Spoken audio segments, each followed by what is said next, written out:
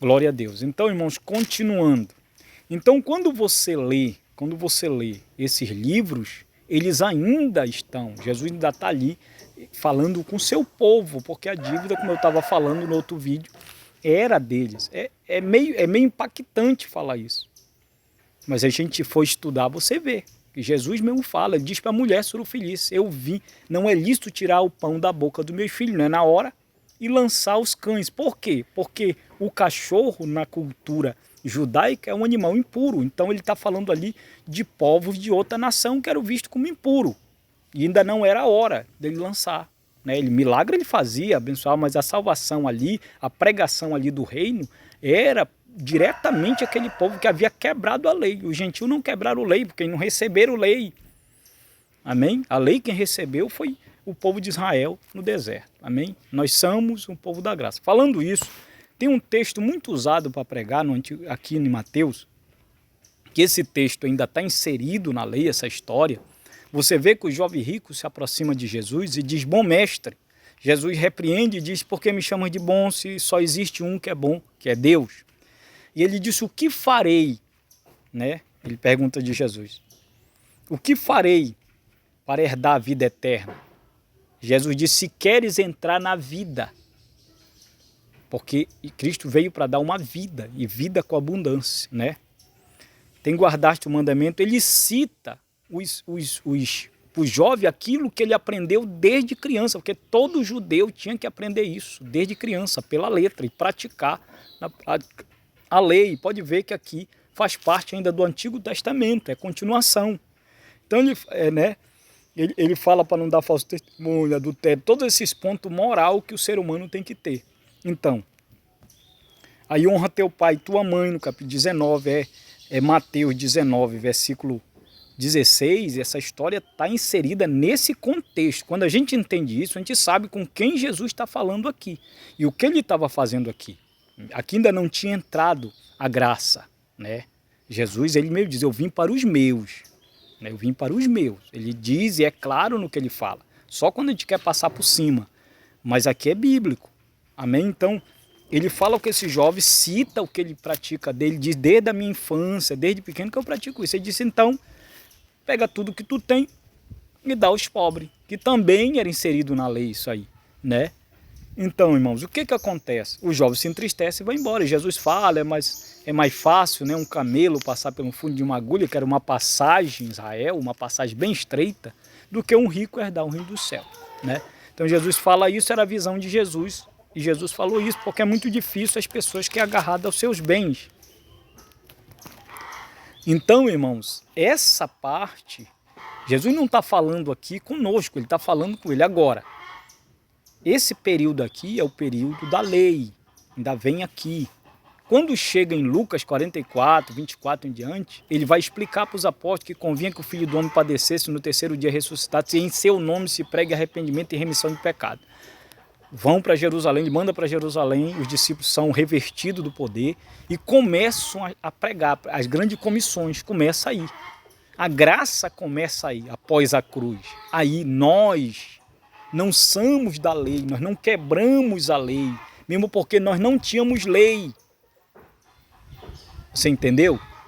A Bíblia mesmo diz isso. Quem quebrou a lei foi o povo o qual Jesus veio. Quando nós entendemos isso, nós somos o quê? Nós somos o povo agraciado. Nós recebemos a graça. Amém? A graça. E é tão bom viver na graça do que viver nas práticas. Ninguém conseguiu fazer as práticas. Como é que nós vivemos então? Nós vamos viver na graça de qualquer jeito? Essas coisas que Jesus falou para esse jovem não é para ser observado, isso é algo moral. Isso tem que haver no homem. Então, quando nós recebemos a graça e conhecemos Jesus, os caráteres de Jesus têm que estar conosco. Jesus não adultera. Isso automaticamente passa a ser espiritual. O homem tinha que estudar a lei lá e praticar aquelas obras da lei ali. Nós hoje praticamos isso sem precisar de letra. Só recebendo a graça. É simples, recebendo a graça de Deus.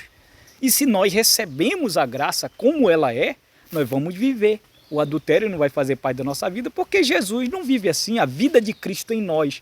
Por isso que diz, Cristo em vós, a esperança da glória. porque quando Cristo verdadeiramente está em nós, o corpo está morto, a natureza está morta. Eu sinto as vontades, mas qual é a vontade que prevalece? A vontade daquele que vive em mim. Amém? Que é Cristo. Isso é graça. Isso é graça. E a graça, você pode fazer o que for. Você pode andar todo encapado, você pode orar quantas vezes for, mas essas práticas, elas são normais do cristão. Isso não traz mérito, isso na lei trazia mérito. Eles praticavam isso e eram salvos através desses méritos. Por isso que Jesus fala, porque ainda estava na lei aqui. Esse jovem rico, por isso que ele traz isso, porque ele ainda não tinha ido à cruz. Você entende? Então o que acontece?